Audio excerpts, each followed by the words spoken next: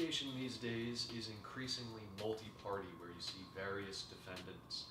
And part of what's driving that is the changes to the healthcare system that are really emphasizing collaborative care, where you have multiple specialties that are involved in treating a patient that are talking to each other.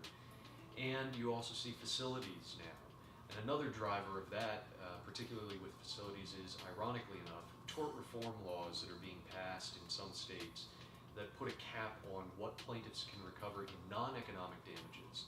That drives plaintiffs' attorneys to focus more on bringing lawsuits in cases where there are high economic damages.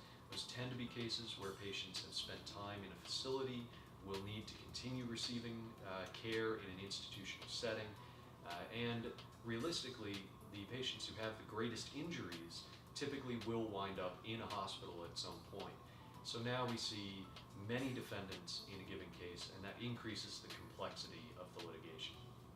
The way our system is designed is that litigation is an adversarial process, and that means that in the context of the litigation, the plaintiff is your opponent. If you have multiple defendants who are blaming each other, or pointing the finger at each other and saying it was your fault, you're doing the plaintiff's work for them, and you're doing your opponent's work for them. That's never ideal. It's never really a good idea.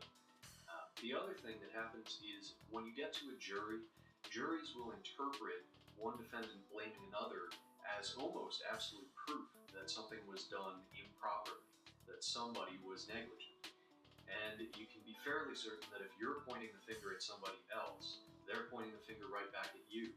Now, not only have you done the plaintiff's work in finding the things that went wrong, but you've convinced the jury, and your co-defendants have also convinced the jury, that everybody was negligent.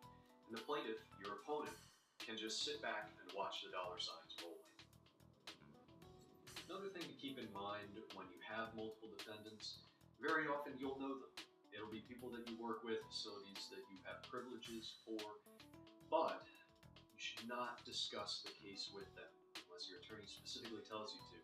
And the reason is, when you are deposed, one of the questions that the plaintiff's attorney will ask you is, who have you discussed this case with?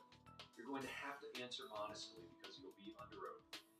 And what will happen then is everyone you list will become a witness in the case. The plaintiff will subpoena them, they will depose them, and at best, what you'll have is a lot of extra voices that are adding noise to the narrative of the defense. At worst, your friends, your colleagues will be compelled to become witnesses against you in the litigation. The bottom line is that litigation is complicated, and multi-party litigation is even more complicated.